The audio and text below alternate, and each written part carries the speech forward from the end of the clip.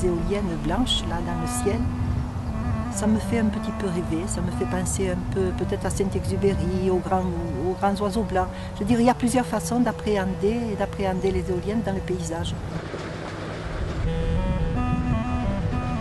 Bon, ce n'est peut-être pas trop esthétique, mais enfin, pour le village, c'est sûrement une bonne chose. On le voit de très loin, c'est ça qui est embêtant.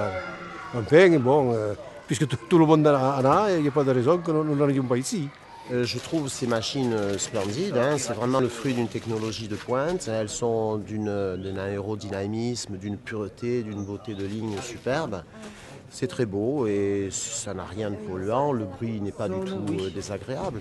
Non, simplement, ce qui m'interroge, c'est l'absence de réflexion qui a été faite sur l'implantation. C'est-à-dire qu'on s'aperçoit un peu partout, moi je prends la route souvent, et je me rends compte qu'il y en a de plus en plus, ce qui d'une part me fait plaisir, mais d'autre part me pose la question, vers quoi allons-nous dans 10 ou 15 ans? Oui, les éoliennes marquent le paysage.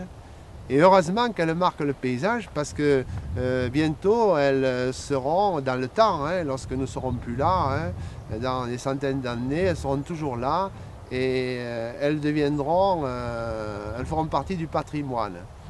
Et je veux dire par là que les Tuchanais se sont appropriés les éoliennes. Aujourd'hui, c'est leurs éoliennes. Ce n'est plus les éoliennes de notre entreprise. Au début, on avait peur parce que le torrent était tout dévasté, mais maintenant, ils ont bien arrangé, c'est bien. Et bon, quand on est dessous, là, ça ne pose pas de problème. À mon avis, je ne sais pas s'ils partagent la même opinion, mais c'est mieux que le nucléaire et c'est moins dangereux. Le bruit ne pose pas du tout de problème. Oh, mais on les entend de loin. Hein. Ah ouais, on les entend? Oh, on les entend, oui. Quand on va à Séguille, là, c'est peut-être 6 ou 7 km, là, à vol d'oiseau, là. Oh, du bruit. Ça veut dire du village, ça m'étonnerait qu'on l'entende. Hein. Non. Là, en étant sur place, oui, quand on monte un peu vers eux, bon, on entend le bruit des pales qui tournent, mais c'est tout, quoi. C'est pas... Mais aujourd'hui, tout le monde est conscient que le problème éolien là n'est plus un problème et que si on peut le développer dans le bon sens, c'est-à-dire en maîtrisant le plus possible l'environnement, ben, ça sera une bonne chose pour tout le monde.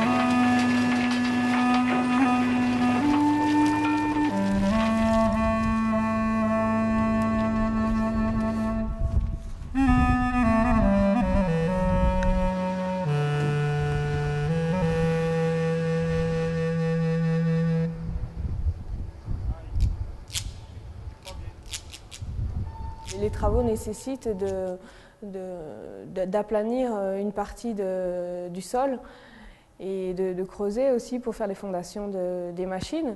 Donc forcément, à ces endroits-là, la végétation sera perturbée.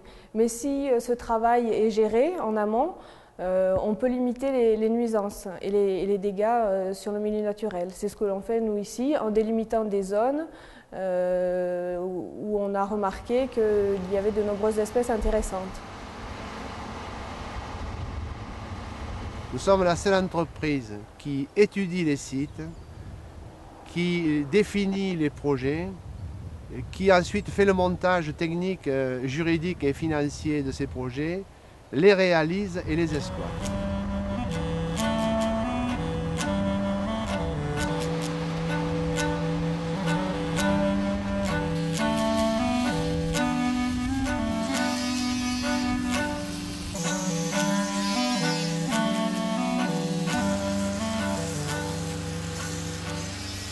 L'énergie est produite sous 20 000 volts. Elle est introduite sur le réseau national au poste source de Tautavel, poste qui est exploité par EDF. L'énergie est transportée en souterrain par un câble qui est à 1,20 m de profondeur et qui traverse à la fois et qui passe dans des chemins communaux, des voies départementales, des voies vicinales, et également le domaine privé. Et je dois dire aujourd'hui que nous avons eu absolument le soutien complet des propriétaires pour nous laisser passer notre ouvrage dans ce domaine. Pendant les travaux, je viens régulièrement sur le site pour voir si les gens suivent bien les instructions qu'on leur a données en début de chantier et pour voir s'ils n'empiètent pas sur des zones végétales qu'il n'est pas nécessaire de toucher, quoi. Ensuite, à la fin, une fois les éoliennes installées, disons, je vais suivre de plus près la recolonisation du milieu autour donc, des éoliennes, puisque c'est des zones qui ont été le plus perturbées, ainsi que les pistes d'accès. Donc je mets en place des mesures qui permettent de suivre l'évolution de la végétation et la façon dont la revégétalisation se fait sur le site.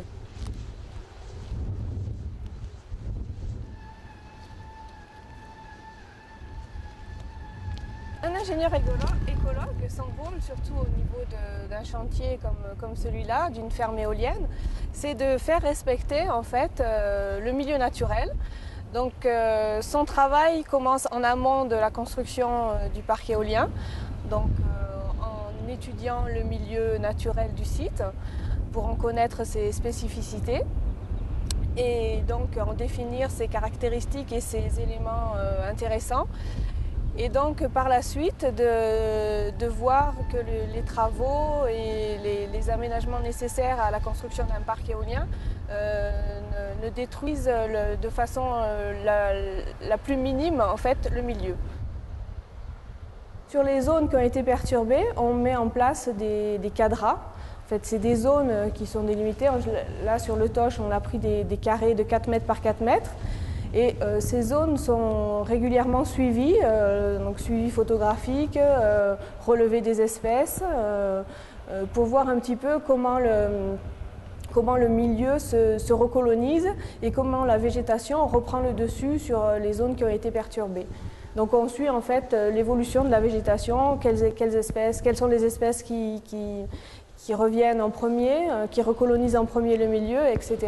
Et on note déjà d'ailleurs sur le site la présence d'espèces intéressantes comme le forbe à tête jaune qui recolonisent petit à petit les milieux qui ont été perturbés comme les pistes ou les alentours des éoliennes.